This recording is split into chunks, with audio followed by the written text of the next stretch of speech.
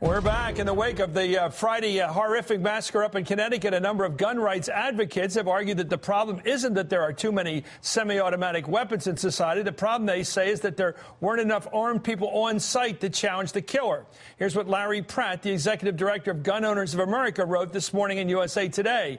In addition to the gunmen, blood is on the hands of members of Congress and the Connecticut legislators who voted to ban guns from all schools in Connecticut and most other states. They are the ones who made it illegal to defend oneself with a gun in a school when that is the only effective way of resisting a gunman. Is he right? Larry Pratt joins us right now. He's sitting right here. He's joined on the other side of the table by David Chipman, who's in the group called Mayors Against Illegal Guns. He's a former ATF agent. First of all, let's imagine my same question I asked about 9/11. How do we stop it from happening again? Exactly what happened on Friday. Larry. Nothing's 100%, but certainly if teachers and janitors and principals were able to defend themselves with guns, they might you would arm teachers. I would allow teachers and other adults in the schools who can qualify for a concealed carry permit to be able to go into the school like they go into just about every other place in our country once they have those permits. But we've said, no, there's something really special and who knows what about those schools, and maybe the teachers just can't be trusted with a gun there, so we're not going to let them do that. Well, every one of our mass murders in the last decades, with one exception, was at a gun-free zone. Which is where you're not supposed to bring guns. Where you're not supposed to have a gun. But you say if the teachers were allowed to carry a gun, or school administrators or janitors or a hired watchman even would be good.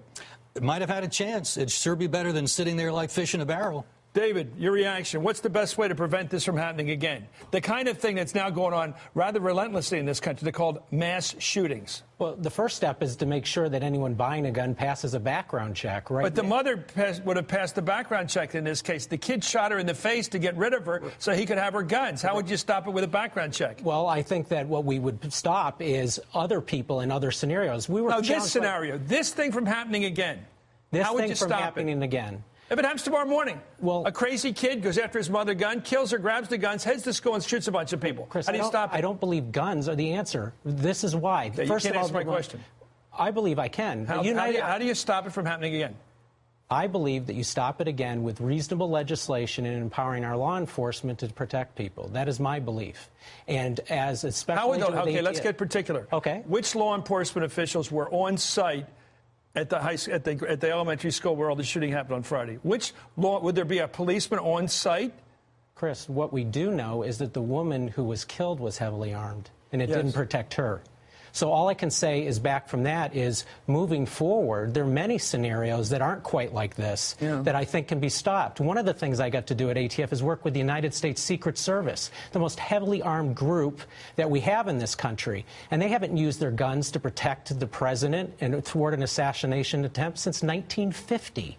So what I'm saying is that I believe that the answer is keeping guns out of the hands of criminals before they get them, before law enforcement officers like us. Are you saying that the Secret Service isn't necessary? That's not what I said. What I said is their use of guns, shooting guns, is not necessary. No, because their whole role is to cover and evacuate. That's what they do. Okay, and so they get the president out of there. Is their main job. So possibly we need to think of strategies like that in schools. Let's go with another question, another direction here.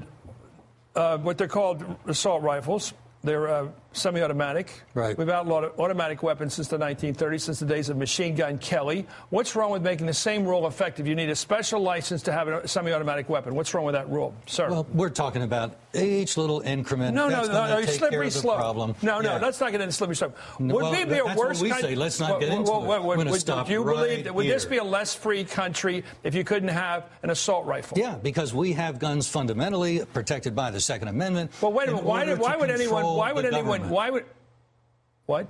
I thought you'd hear that.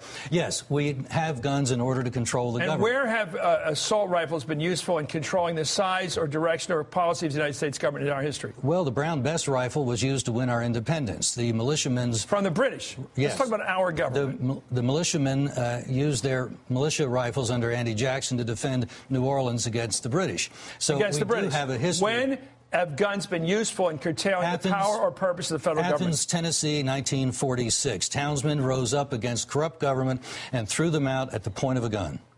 Keep going. Is that not enough? I want more. I want to know where your head's going here. I'm just telling So you. you're like Sharon Angle out in Nevada, who said we need the Second Amendment rights when our politicians get out of hand. That's what the Second Amendment is all for. She's not making that up. So how would you use your Second Amendment rights if you didn't like the way your senator or congressman was representing you? Well, we have a political action committee, and we try to beat No, but them how every would you use election your year. Second Amendment rights, which you're now extolling? By being prepared. We To do don't what? have to go and To shoot do anybody. what? Well, what do you have the threat, though? You know, I think it bothers lawmakers that we do have that capability, and sometimes they kind of let it loose when they're not quite in control. So, Larry, of themselves. it's not just the right to use guns to protect your home. It's the right to use guns to take on your government.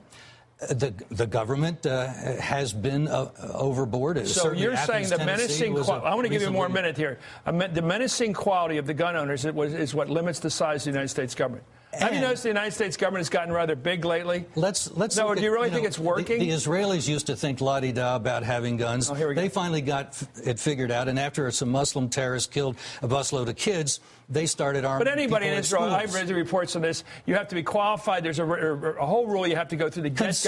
Concealed Yeah, but carriers they're qualified are people. qualified. Yeah, okay. They've taken the preparation. All right, so let me get but, here. But Let's these go. laws Let's say that they can't let me go be to in the Let me go to schools. David. David, this gentleman here, primarily, I know because I have it in my family, primarily believes that the purpose of the right to bear arms is to defend yourself against a popular elected government. That's what they believe. If that, they don't fear a 7 days in May military coup taking over. They mean the popularly elected government that they have to hold off. What do we say to those people? Well, This is Chris, right there. let's be very clear. And what he means is me. I was one of those people for 25 years, and I was in Texas when I heard on a radio someone said the way to solve this nation's problems was to shoot me in the head as an ATF agent. And after that, we had a president of the United States retire from the NRA. He wouldn't take it anymore. A line had been crossed. I don't believe most Americans believe that. I mean, I believe, and I think most Americans do, that law enforcement is here as a force of good, and we're the good guys. And that's what we saw in Newtown. And so when we get rhetoric like I'm hearing right now, I think this is extremely fringe. I believe that most Americans believe otherwise. Well, anybody that worked in a gun control agency would naturally think that people that want to own their guns under the Second Amendment is fringe. That's how far to the left and to And when do you statism. decide when the government's done wrong with your gun? Well, when they steal elections, No, when for you instance, decide that's what who happened stole an in election. In Athens, Tennessee, elections were stolen, and that's when the people